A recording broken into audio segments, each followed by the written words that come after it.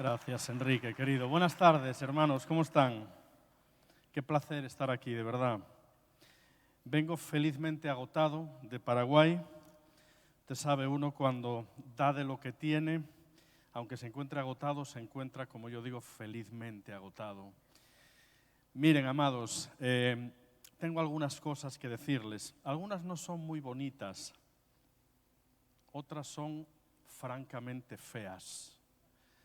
Pero tenemos que saberlas, porque vienen tiempos complicados, donde la autenticidad de nuestro cristianismo está siendo diluida en medio de una corriente de perversiones que, de no conocerla y no poder atajarla, pronto van a invadir nuestras familias, nuestras iglesias y miren, aún la propia civilización judeocristiana. De manera que todo lo que yo voy a compartirles ahora, y vamos a orar al ratito porque falta nos hace, ¿verdad? Todo lo que yo les voy a compartir tiene que ver con dos frentes principales. Mañana vamos a trabajar, por decirlo así, la parte negativa. Usted y yo no somos del mundo, ¿cierto? El problema es que vivimos en este mundo. Y por lo tanto tenemos que conocer cuáles son las claves erróneas y equivocadas de una sociedad que, de no atajar los frentes ideológicos que trae aparejada con los nuevos tiempos, vamos a tener que sufrir graves consecuencias que ya en Europa estamos sufriendo. Por eso mañana vamos a trabajar los temas de orígenes de la ideología de género. ¿Dónde nace? ¿Cuáles son sus postulados y objetivos principales? ¿Cómo podemos atajar toda esa ideología?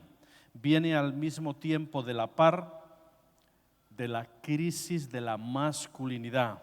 ¿Por qué la identidad del varón especialmente está siendo mucho más atacada que la identidad de la mujer? ¿Por qué asistimos hoy a un ataque sin precedentes a la primera institución creada por Dios, que es la familia?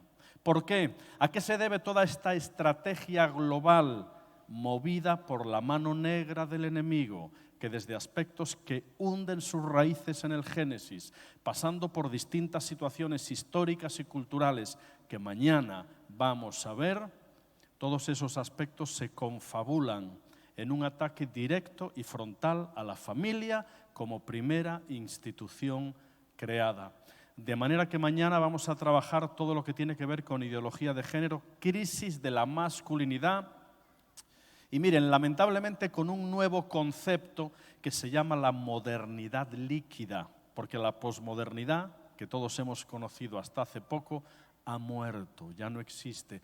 Ha dado paso a un nuevo modelo social todavía más pervertido en sus pretensiones que se llama modernidad líquida.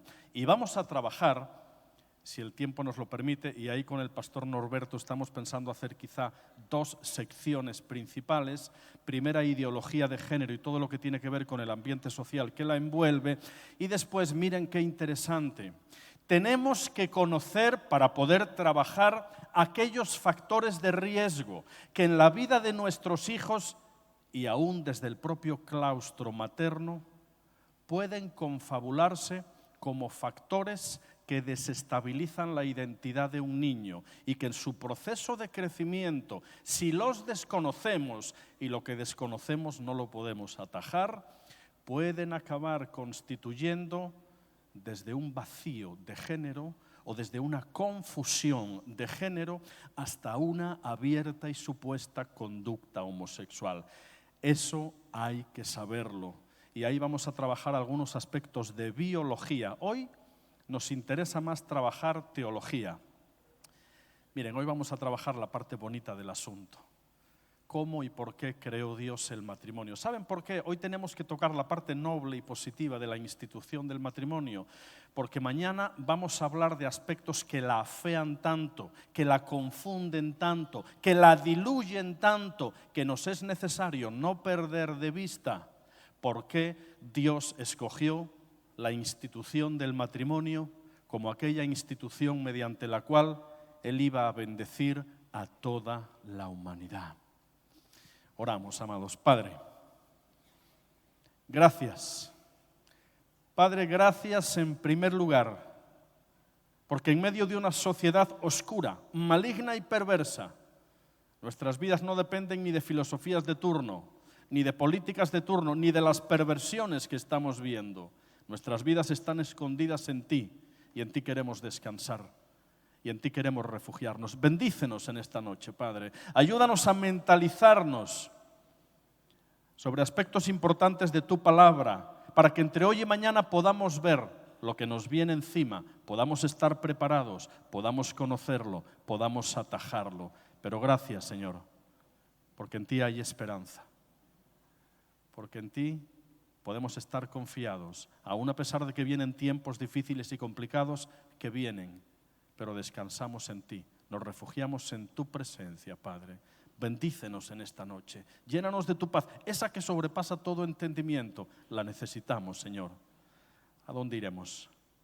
¿A dónde iremos, Señor? Solo en ti hay paz y bendición. En tu nombre oramos.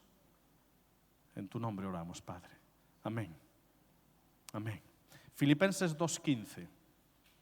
Para que seáis irreprensibles y sencillos, hijos de Dios sin mancha, en medio de una generación maligna y perversa en la que tenemos que resplandecer como luminares en el mundo. Usted sabe, un luminar es una estrella. ¿Sabe lo que se necesita para que una estrella brille? ¿Usted sabe lo que se necesita para que una estrella brille? Oscuridad.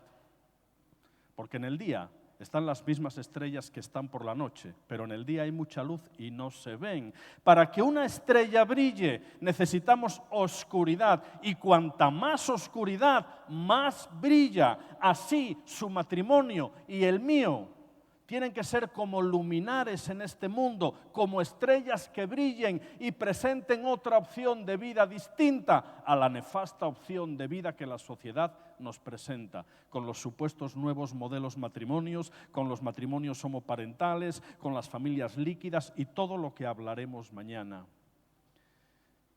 Por eso, en medio de esta sociedad, amados, maligna, perversa, tan complicada, tenemos la palabra profética más segura, a la cual hacemos bien en estar atentos, como a una antorcha que alumbra en lugar oscuro, hasta que el día esclarezca y el lucero de la mañana salga en nuestros corazones.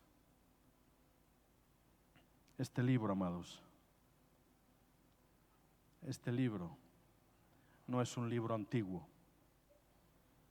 Tampoco es un libro moderno, es un libro eterno. Las verdades aquí contenidas son normativas para todo tiempo, para toda edad, para toda circunstancia, para toda historia, y no pueden ser cambiadas, no pueden ser tergiversadas a tenor de políticas o filosofías de turno. Sus principios son eternos y atemporales. Sécase la hierba, marchítase la flor, mas la palabra del Dios nuestro permanece para siempre, y en ella descansamos. La palabra es el ancla en medio de un mar convulso. La palabra es el bastón en medio de un camino lleno de dificultades. La palabra es el faro que nos alumbra en los días de tormenta. La palabra es el aceite que aquieta nuestra alma cuando hay enfermedad y dolor. ¿Qué haríamos sin la palabra? Hace muchos años en España había una serie, le dicen ustedes dibujos animados a las caricaturas, así le dicen, ¿verdad? Entonces era un señor, miren, que se subía encima de un burro y le jalaba, le daba, y el burro no se movía, era muy burro. Y entonces el señor cogía un palito y le daba al burro ahí en el trasero, pero el burro no se movía. Al final el señor toma una caña de pescar bien larga y coloca al final de la caña una zanahoria. Usted sabe, a los burros les encantan las zanahorias. ¿Saben lo que ocurrió entonces? Cuando el Señor se sube encima del burro y pone la caña 4 metros delante de la vista del animal, de la que el animal ve la zanahoria, empieza a correr.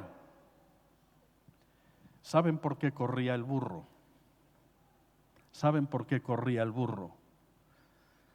Porque tenía un objetivo, un móvil, un propósito, algo por lo que caminar. ¿Saben el problema de esta sociedad? Que no hay zanahorias. No hay ideales puestos por delante, por una razón muy sencilla, porque uno de los postulados que lanzó ya hace mucho tiempo la moribunda posmodernidad fue el del relativismo. No hay verdades absolutas, todo es relativo, todo vale, todo encaja, todo depende del cristal con el que cada uno lo mire, no hay nada absoluto. Y cuando no hay verdades absolutas, no hay esperanza, porque miren, una verdad absoluta es abrazar algo y vivir o morir por ello.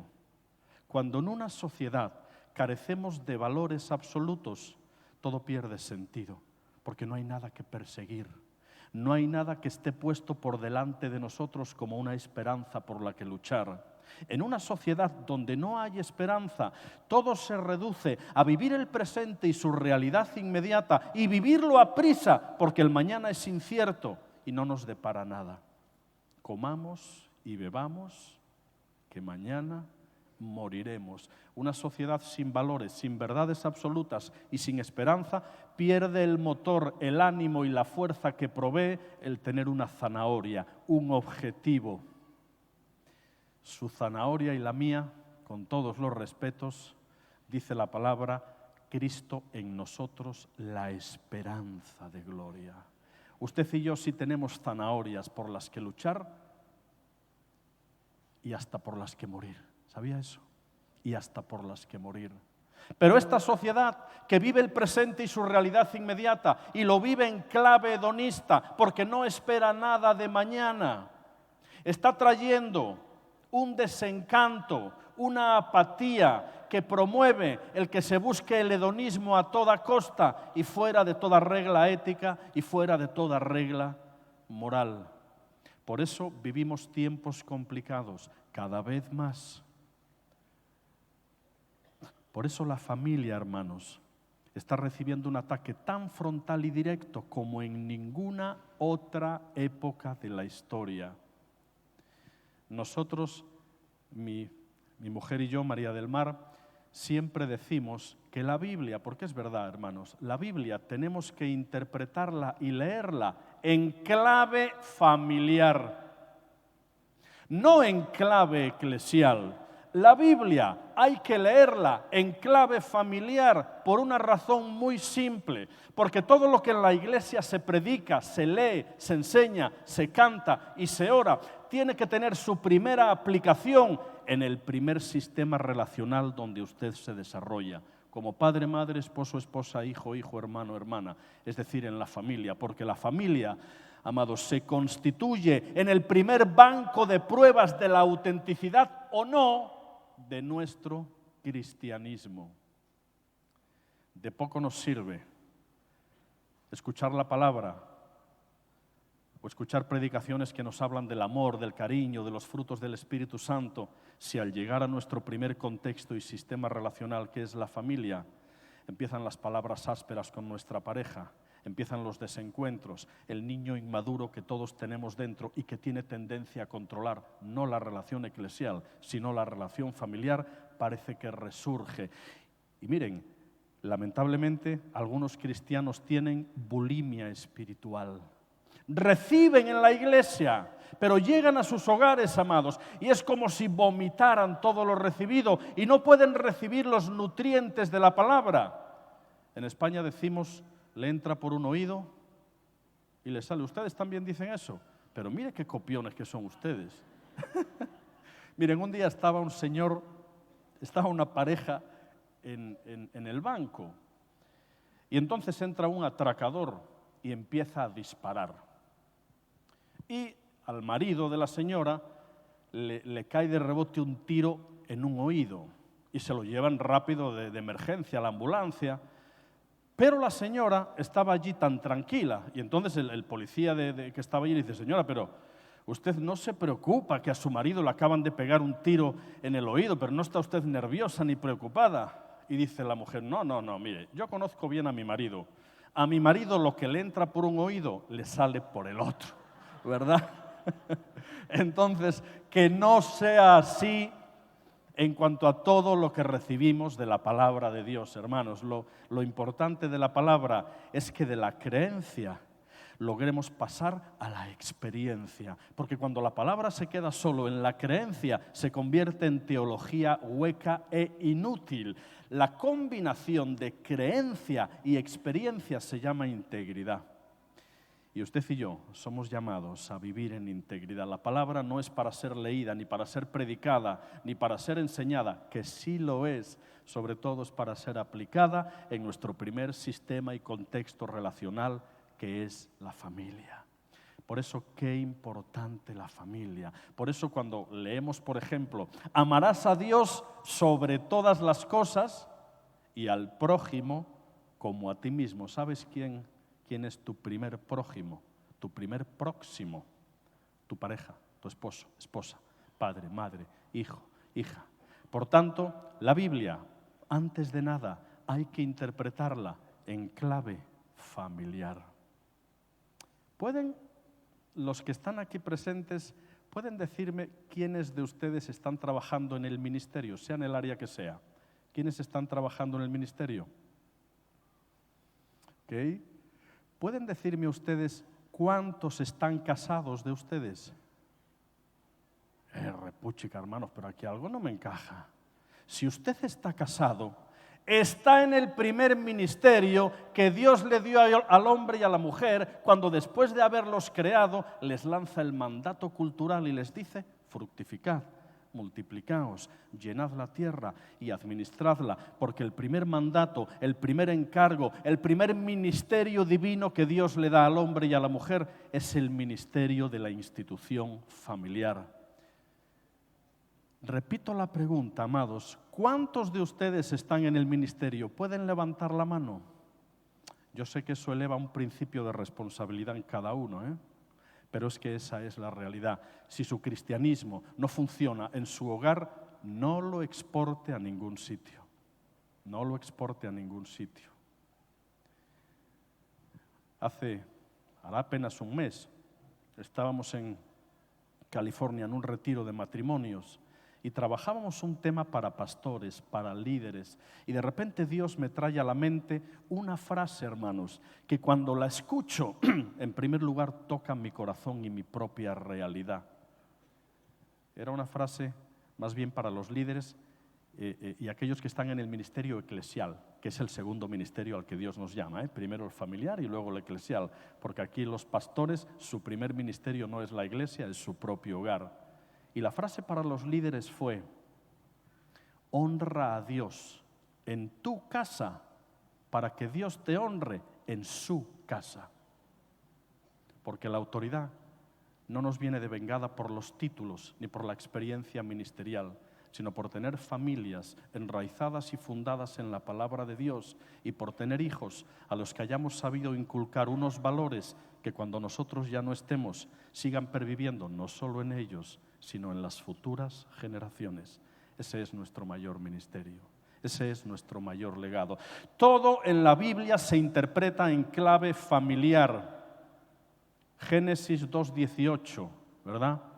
No es bueno que el hombre esté solo, le haré ayuda idónea. El hombre, amados, no fue diseñado para vivir en soledad. La soledad mata. Somos seres relacionales. Nos necesitamos el uno al otro. Por eso la frase termina: no es bueno que el hombre esté solo, le haré ayuda idónea. Sí, claro, porque alguien tiene que fregar y plancharle y hacer la comida y esas cosas, ayuda idónea. Miren, bajo una lectura superficial del texto, y es un error gravísimo hacer lecturas superficiales del texto, esa palabra ayuda idónea podría implicar que de pronto el varón es el rey del mambo y la doña, pues eso, una ayuda idónea.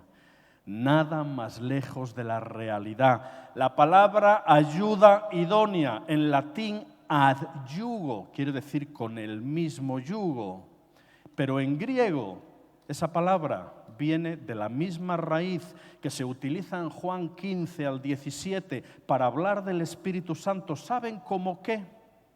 Como el consolador, como el ayudador, como la ayuda idónea del creyente. La mujer tiene el alto honor de compartir el mismo término que se utiliza en realeza para hablar del Espíritu Santo como el complemento ideal del cristiano. Así la mujer es el complemento ideal para el varón. Esa es la realidad. Porque no podemos vivir en soledad, porque la soledad mata. Miren, nosotros pastoreamos con mi esposa una pequeña congregación en la isla de Mallorca. Es una isla que está en el mar Mediterráneo, linda, hermosa.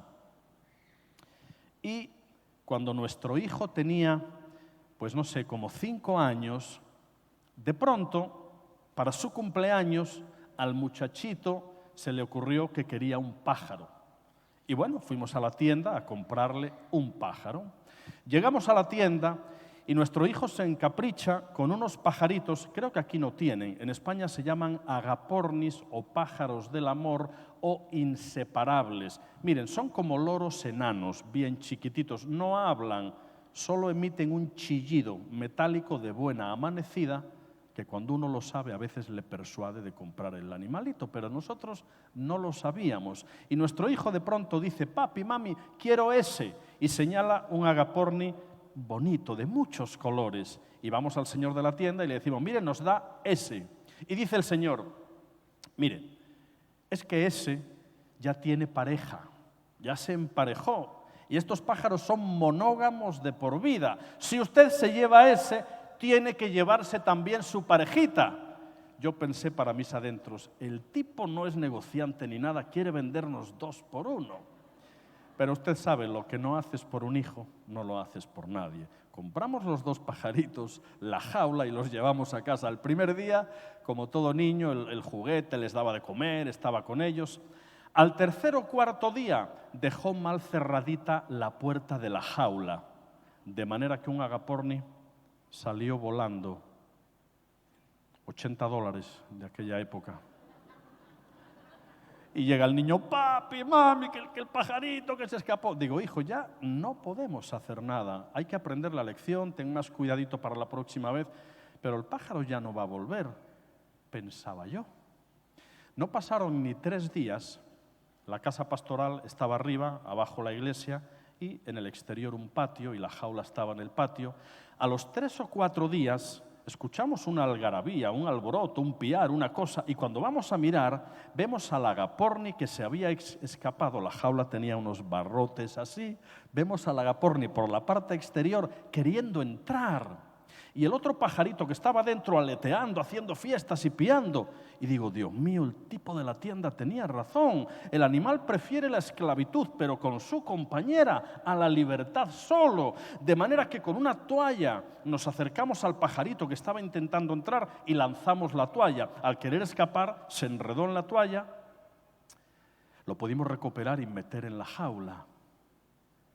6, 7 meses después, se escaparon los 2. ¿Usted cree que volvieron? A saber dónde están. Usted y yo, al igual que los agapornis, no podemos vivir en soledad. Y cuando nos pegamos al alma y al corazón de un hombre o a una mujer, lo hacemos para los restos, creyendo que vamos a envejecer y aún morir al lado de aquel o de aquella con la que un día iniciamos un proyecto de vida. La Biblia se interpreta siempre en clave familiar. De forma que desde el inicio, en Génesis 2:18, Dios ya determina que la soledad no forma parte de lo que Él estableció para la humanidad. Por eso crea a la mujer. Por eso, el siguiente versículo que instituye el matrimonio es un versículo, amados, tremendamente importante. Ustedes saben, hay una regla de la ciencia llamada hermenéutica. Es esa ciencia que se encarga del estudio del texto bíblico. La hermenéutica determina que todo lo que en la Biblia se repite nos está indicando alto nivel de importancia. ¿Ustedes saben cuál es el versículo que más veces se repite en la Biblia? ¿Saben cuál es el versículo que más veces se repite en la Biblia? Pastor Norberto, ¿usted lo sabe? Miren, no se avergüence, es que casi nadie lo sabe. Y miren que estamos hablando de algo bien importante. Solo hay 2 versículos en la Biblia que se igualan en número de repeticiones y por lo tanto en nivel de importancia. Uno de ellos es ese versículo que Dios utilizó en la vida de Martín Lutero para iniciar nada más y nada menos que la Reforma Protestante. Mas el justo por la fe vivirá. Ese versículo dio pie a la Reforma Protestante y a que usted y yo hoy estemos aquí, un versículo bien importante. El otro versículo que iguala en número de veces al que Dios utilizó en la vida de Lutero para la Reforma Protestante es nada más y nada menos que la institución del matrimonio en Génesis 2:24. Por tanto, dejará el hombre a su padre y a su madre, se unirá a su mujer y serán los dos una sola carne. Ese es el versículo mediante el cual Dios instituye el matrimonio y es el único versículo que iguala en número de veces a el versículo de la Reforma. Por lo tanto, son 2 versículos troncales, fundamentales en la ética bíblica, porque todo lo que en el texto bíblico se repite nos está indicando alto nivel de importancia. Hace un tiempo en Colombia un señor nos dice: pastor, a mí ese versículo no me gusta. Digo, hermano, ¿por qué? Si es la palabra. Dice, no, porque dice, por tonto dejará el hombre a su padre y a su madre. Digo, no, hermano, por tanto. ¿Verdad? Por tanto. Ustedes vieron la película, no sé cómo se titulaba aquí. En España le llamamos Náufrago, de Tom Hanks. ¿Se llamaba Náufrago también? Miren, es la historia de un directivo de FedEx, Federal Express, la compañía esa americana de paquetes urgentes y todo el asunto, que de pronto tiene que ir de Los Ángeles a Hawái a repartir unos paquetes, pero el avión sufre una avería en una tormenta y se cae y se estrella, ¿verdad? Solo sobrevive Tom, pero no es bueno que el hombre esté solo. Cuando el hombre llega a la playa, con él, traídos por la marea, van llegando los restos del avión, entre los cuales se encontraban las maderas y entre los que se encontraban los paquetes. Con las maderas, Tom construye una cabaña, pero no es bueno que el hombre esté solo. Y entonces Tom, de uno de los paquetes, saca una pelota de rugby, un balón. ¿Saben de qué marca? Wilson. Y con su propia sangre le pinta una sonrisa. Le pinta unos ojos, lo clava en un palo, lo pone frente a sí y acaba de construir un tú que le va a ayudar a superar una soledad para la que él no fue diseñado ni preparado. Y le pone un nombre. Bueno, tampoco fue muy... La pelota se llamaba Wilson, ¿no? Lo llama señor Wilson. Tiene auténticas conversaciones con el señor Wilson. Miren, en un momento dado hasta se enfada, lo saca del palo, le pega una patada, vuelve, le pide perdón arrepentido. Tiene una auténtica relación, porque no es bueno que el hombre esté solo, porque nos necesitamos mutuamente. En un momento dado, el hombre en un arranque de valor desarma la cabaña y la convierte en una balsa, con la idea de meterse mar adentro, a ver si de pronto intercepta la ruta de algún barco y lo libera de toda esa cosa. Y evidentemente se lleva con él a la pelota, iba a decir, se lleva con él al señor Wilson. Y suben en la balsa, entran mar adentro y de pronto con aquello de la calma chicha y el balanceo, Tom se queda dormido. Y el señor Wilson se cae al agua y empieza a alejarse. De pronto Tom se despierta y ve al señor Wilson a lo lejos. Mire, había tiburones, no lo duda, se lanza al agua y empieza a nadar. Y hay un momento dramático en la película donde Tom está nadando hacia el señor Wilson y mira hacia atrás y ve que la barca se está alejando. Pero ve que aún le queda un ratito para llegar al señor Wilson y tiene que tomar una decisión dramática a vida o muerte. O va por el señor Wilson y quizá ya no les dé tiempo a regresar, o regresa él solo a la balsa. Vence el instinto de supervivencia y regresa solo. Pero cuando se sube a la barca, empiezan a caerle unos grandes lagrimones, ¿verdad? Porque tiene un auténtico sentido de duelo. Pues aquel que le ayudó a superar una soledad para la que nadie fue creado, de pronto se aleja y se pierde. ¿Saben cuál es la peor de las soledades? La que se vive compartida con su pareja. Esa soledad, donde cada uno se acostumbra a vivir aislado en su nido particular de egoísmo, donde la comunicación se reduce a los mínimos, donde la vida de iglesia se queda en una religiosidad hueca, como un mantel cuya mesa está llena de suciedad y parece que cubre todo lo que hay ahí. Esa es la peor de las soledades. Y lamentablemente en nuestras iglesias hay muchas parejas que viven una auténtica soledad, un auténtico invierno matrimonial. Asisten a la iglesia, vienen con la Biblia, oran, pero realmente viven la peor de las soledades. Y eso no lo podemos consentir, hermanos. No lo podemos consentir, porque todo en la Biblia se interpreta en clave familiar. Cuando Dios le dice a Abraham en Génesis 12, en ti serán benditas todas las familias de la tierra. Miren, desde ese momento Dios establece que el vehículo que Él va a utilizar para bendecir a toda la humanidad va a ser la familia. Pero desde ese mismo momento, el enemigo, cuyo fin principal es destruir la iglesia, sabe también que si quiere destruir la iglesia, va a tener que empezar por la familia. Porque la iglesia es familia de familias y por la familia lleva tiempo esperando. De manera que en Génesis Dios comienza instituyendo el matrimonio, proveyendo un complemento ideal para el varón, estableciendo las claves que han de regir la cláusula matrimonial, dejar, unirse y ser una sola carne. Y Génesis 2:25 es el propósito de Dios para el matrimonio. Recuerda lo que dice, y estaban ambos desnudos, Adán y su mujer, y no se avergonzaban. El fruto principal del amor conyugal es llegar a tener una relación de tal confianza con tu pareja que puedas estar frente a ella, desnudo espiritual, física y emocionalmente, y no haya nada que reprocharse, no haya nada que echarse a la cara. Podamos ser almas gemelas, que vamos en el mismo viaje, que nos comprendemos y que nos entendemos. Ese es el concepto de intimidad y se constituye en el fruto principal del amor conyugal.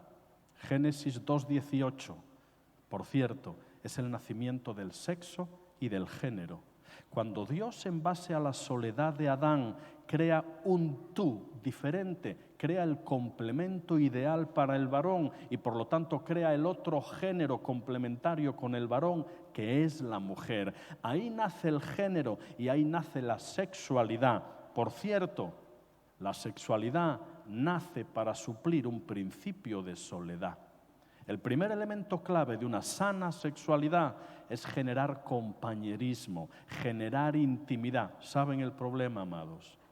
Que como sexualidad e identidad van de la mano, el enemigo pervierte y diluye el verdadero carácter de la sexualidad.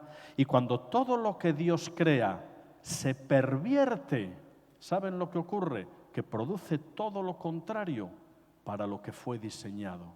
Si bajo el pacto divino la sexualidad en el marco del matrimonio produce unidad y produce intimidad, bajo cualquier perversión de la sexualidad, esta produce soledad, culpa y aislamiento. Todo lo que Dios crea y el enemigo tergiversa, produce lo contrario para aquello para lo que fue creado. Porque saben, Satanás es estéril, no tiene capacidad creativa ninguna, solo puede tergiversar aquello que Dios ya creó. Por eso el enemigo se ceba principalmente en atacar la identidad, en atacar la sexualidad, en atacar el matrimonio, porque esa es la base de toda sociedad. Por eso venimos diciendo que todo en la Biblia se interpreta en clave familiar. Miren, cuando llegamos a Deuteronomio capítulo 6, ese es un capítulo glorioso en la historia del pueblo hebreo. De pronto Dios sabía que su pueblo iba a ser disperso por cualquier parte del mundo. Uno va al muro de las lamentaciones y de pronto se encuentra a los judíos ortodoxos que van con su saco, con su chaqueta, su sombrero, sus rizos, y muchos de ellos tienen aquí en la frente un saquito, también lo tienen en el hombro. Ese saquito se llama la filactelia y es un saquito de cuero que contiene determinadas enseñanzas de la Torá, los 5 primeros libros de la ley, los que rigen para los judíos ortodoxos. Y entonces, entre esos versículos que están en los frontales de esos judíos, porque ellos son literalistas y entienden la palabra de forma literal, está Deuteronomio 6. Como Dios sabía que su pueblo iba a ser disperso por cualquier parte de otras civilizaciones, de otras culturas paganas, de otras culturas politeístas e idólatras, lo primero que Dios hace en Deuteronomio 6 es decir, oye Jehová, oye Israel, mejor dicho, Jehová nuestro Dios, Jehová uno es. Y amarás a Jehová tu Dios. Miren, y estas palabras que yo te mando hoy, las pondrás sobre tus frentes, estarán en las puertas de tus casas, las hablarás a tus hijos, las dirás al levantarte, las dirás al acostarte. Dios establece desde el inicio que el hogar es el reducto para mantener la identidad familiar frente a todos los ataques de una sociedad que ya no cree en la palabra. En Deuteronomio 6, Dios estableció que las raíces de la fe no se adquieren en la sinagoga ni en la iglesia. Las raíces de la fe se adquieren en el hogar, por el modelaje de papá y de mamá, porque sí, las palabras convencen, pero los hechos arrastran. Y su hijo recibe más lo que ve en su hogar que lo que oye. Por eso qué importante mantener vidas íntegras como familias, porque si la familia está fuerte, la iglesia está fuerte. Entonces, ese versículo tan tremendo establece que el vehículo garante de la identidad del pueblo judío y de usted y de mí como rama injertada es la familia. Por eso el Antiguo Testamento finaliza en el libro de Malaquías con una profecía sobre la restitución futura del orden familiar. Y finaliza el libro de Malaquías diciendo, hablando de Elías como prefigura de Cristo, ¿verdad? Él hará volver el corazón de los padres hacia los hijos y de los hijos hacia los padres, no sea que yo venga y hiera la tierra con la última palabra del Antiguo Testamento, maldición. La ley, maldición, la exigencia y la paga del pecado. Pero el Nuevo Testamento, en el primer sermón que Jesús dirige, se repite la palabra bienaventurado, feliz, gozoso, dichoso. Y entonces entra la época de la gracia. El Antiguo Testamento finaliza en clave familiar, hablando de esa restitución futura. Pero el Nuevo comienza también en clave familiar, porque en el Evangelio de Mateo, aunque no fuera el primero que se escribió, es el primero que nos figura en el canon bíblico. En el Evangelio de Mateo, miren, de pronto está la genealogía de Jesús. Miren qué interesante. Dios bien pudo haber enviado a su Hijo con 30 años para los 3 de ministerio público y haberse evitado todo el proceso. Pero quiso Dios que su propio Hijo naciera en un contexto familiar, dentro de una línea generacional, educado por un papá y por una mamá, para darnos modelo y ejemplo de que la institución familiar para Dios es tremendamente importante. Y entonces cuando uno revisa en el Nuevo Testamento los requisitos que tanto Timoteo como Tito establecen para alguien que anhela obispado, que anhela ministerio eclesial, en ambos casos los requisitos comunes pasan porque esa persona tenga una familia y unos hijos en sujeción, porque quien no gobierna bien su propia casa, ¿cómo va a gobernar la casa de Dios, verdad?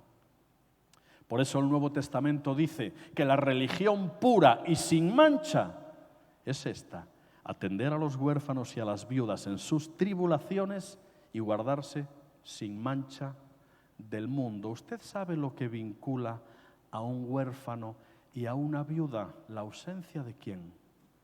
La ausencia del hombre, el padre para el huérfano y el marido para la viuda. Qué importante la figura del varón. Bien es cierto que en la época de Jesús no había seguridad social y las mujeres viudas quedaban desatendidas a no ser que un pariente cercano se hiciera cargo de ellas. Pero lo que nos interesa enfatizar aquí es que la figura del varón, amados, no es importante en el entorno familiar, sino que es clave, vital e imprescindible. Y mañana yo les voy a explicar que el padre es el destino de la identidad de sus hijos. Hablo de papá, el varón. El padre marca el destino de la identidad sexual de sus hijos. Es una figura importantísima en el orden familiar. Ustedes tienen también el juego del dominó, ¿verdad? Ese de las fichitas, lo tienen, ¿no? Claro. En España hay un juego, es una competición. Usted coloca 500 fichas de dominó haciendo eses y de repente le da a la primera. Pero miren, usted tiene que darle con la fuerza precisa para que todas las fichas que van detrás caigan en el orden adecuado. Si le da muy fuerte, caen 3 o 4 porque se descontrola el orden. Si le da muy despacio, apenas caen 2 o 3. Hay que darle con la fuerza precisa. Los hombres son la primera ficha en el dominó divino para que el orden que Dios establece tenga el sentido que Él quiso darle. ¿Por qué digo esto, hermanos? El hombre es cabeza, no por un principio de privilegio, que no es ningún privilegio ser cabeza, sino por un principio de responsabilidad. Usted sabe cómo comienza el Génesis, ¿verdad? En el principio estaba la tierra desordenada y vacía. La palabra desorden en griego, sí, el Antiguo Testamento está escrito en hebreo, pero la Septuaginta, primera traducción de los textos hebreo y griego al griego, todo el Antiguo Testamento también al griego, de la Septuaginta proviene la mayoría de nuestras versiones. Y en la Septuaginta, en el griego del Antiguo Testamento, la palabra que habla de, en el principio estaba la tierra desordenada, la palabra griega es un término que se ha castellanizado y que usted y yo utilizamos habitualmente. La palabra griega para desorden es caos. Ese es el término griego que se ha castellanizado y ya utilizamos habitualmente. Dios inicia el proceso creador partiendo de un caos inicial. Caos supuestamente causado por la caída de Satanás, Lucifer, ángel de luz, que peca y todo el asunto, y es echado a la tierra con sus huestes. Y dicen que ese caos inicial es a partir de ahí donde Dios comienza el acto creador. Y miren qué interesante, cuando Dios comienza todo el acto creador, ese es un término que se utiliza también con una palabra griega, que también se ha castellanizado y que normalmente utilizamos usted y yo. Tiene mucho que ver con las mujeres. ¿Verdad que las mujeres de buena mañana o de buena tarde cuando salen, ustedes se pintan, se ponen los coloretes y toda esa cosa, ¿verdad? ¿Sabe cómo se llama eso? Se llama la cosmética. ¿Sabe de dónde vendrá la palabra cosmética? ¿Qué cree? De cosmos, de pronto. ¿Sabe lo que significa cosmos? Orden. Del caos, Dios hizo el cosmos. Del desorden inicial, Dios estableció unos principios de autoridad en su propio orden y generó el orden de la creación. No vamos a decir ahora que las señoras se ordenan el rostro todos los días, ¿verdad? Pero del caos, Dios hizo el cosmos y lo hizo estableciendo unos principios de autoridad, unas sanas jerarquías que son garantes de toda civilización y de toda cultura. Estructuras de autoridad de las que hoy lamentablemente carecemos. Miren, cuando yo era chiquitito, en mi pequeño pueblo del norte de España, había 3 instituciones que nadie cuestionaba y que eran garantes de una estabilidad y de una sana jerarquización. La familia, la escuela y la iglesia. En nuestra vieja España, en el 98% de los casos, la iglesia católica, claro. Miren, lo que papá y mamá decían en casa no se cuestionaba. Había una sana jerarquización de estructuras de autoridad.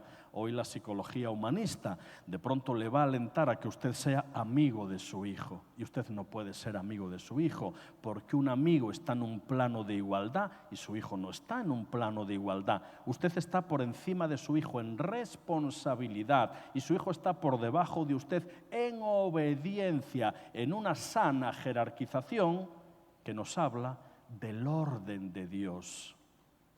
Primera institución que en aquellos tiempos al menos todavía funcionaba.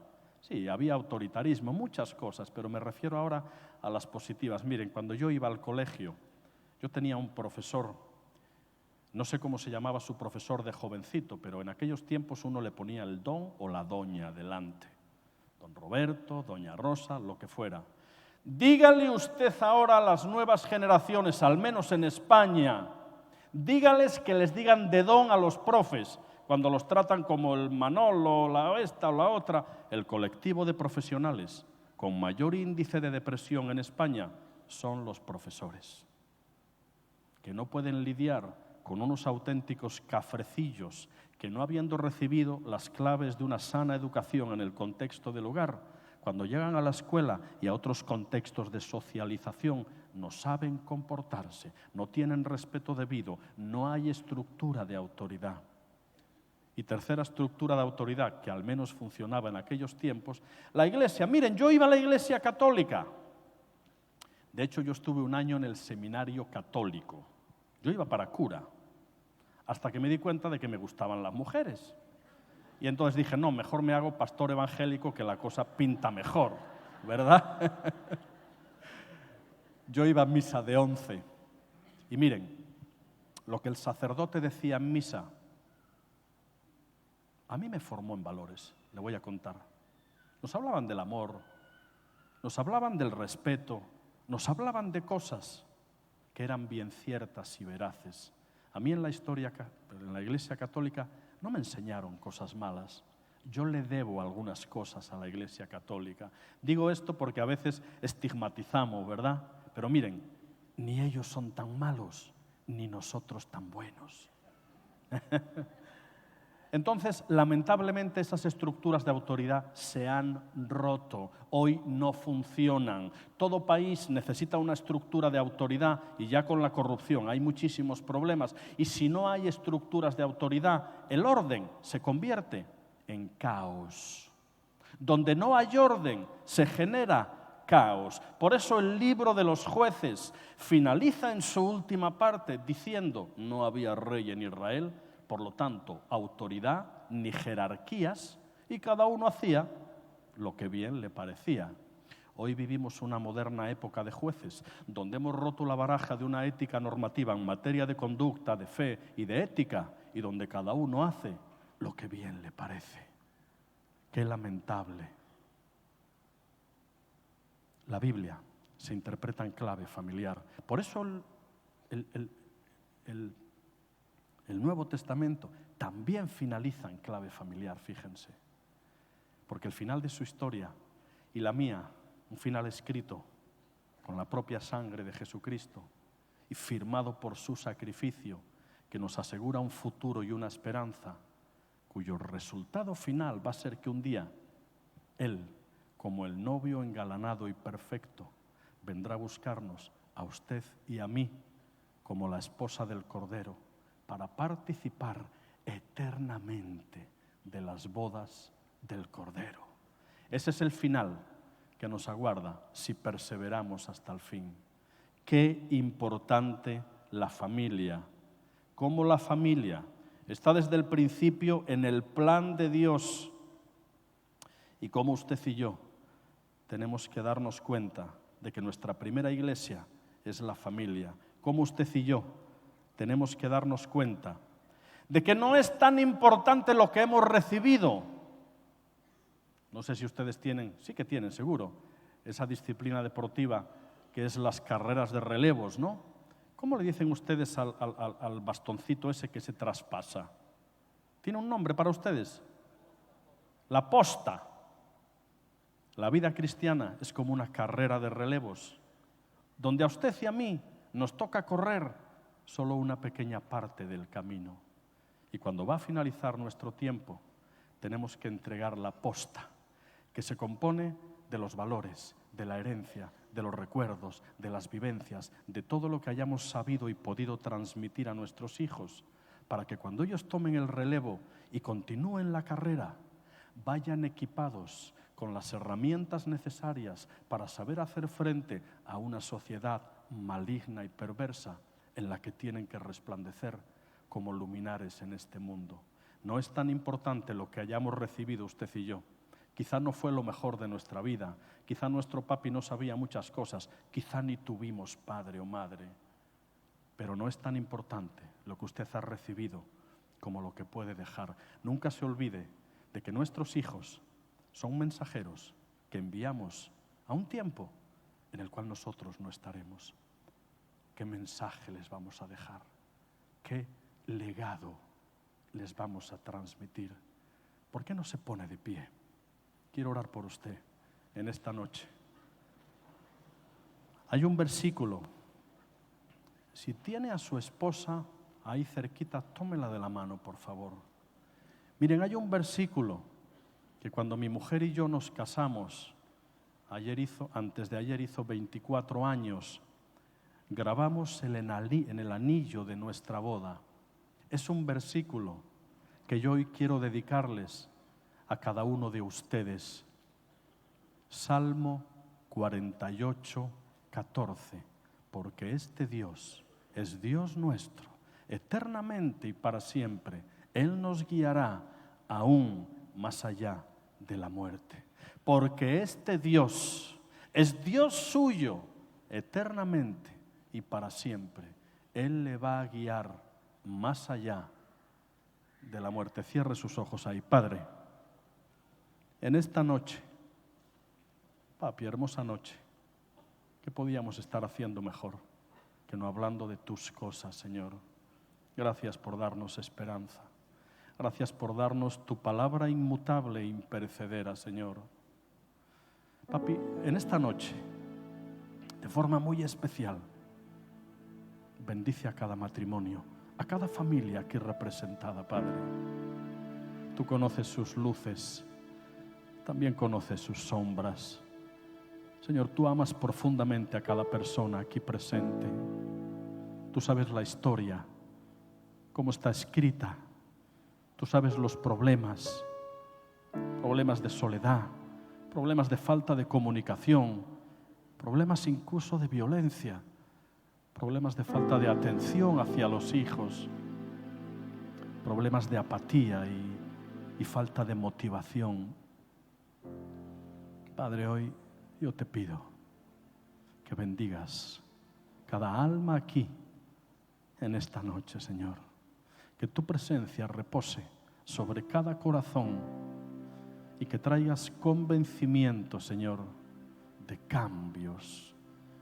Nadie puede crecer sin cambiar. Señor, ayúdanos. Bendícenos. Que tu presencia nos acompañe hacia nuestros hogares y que esta noche seamos conscientes de lo que hay que cambiar, de lo que hay que confesar, de lo que hay que dejar atrás, de lo que hay que empezar a hacer, porque no queremos ser mediocres, no queremos ser tibios, ni que nos vomites de tu boca, Padre. Queremos honrarte con lo poco que somos, con lo poco que tenemos, porque Dios prefiere las dos blancas de la viuda que lo entregó todo al sueldo del fariseo. Que tu presencia nos acompañe, que en nuestro rol y papel de esposo, de esposa, de padre, de madre, de hijo, de hija, nunca nos olvidemos que tenemos que honrarte por medio de él, que tenemos que aprender a leer la Biblia en clave familiar. Y papi, que el fruto, el precioso fruto del Espíritu Santo descienda hoy sobre la vida de cada uno de nosotros, trayéndonos amor, gozo, paz, paciencia, bondad, benignidad, fe, mansedumbre, templanza, porque contra tales cosas no hay Gracias por tu presencia.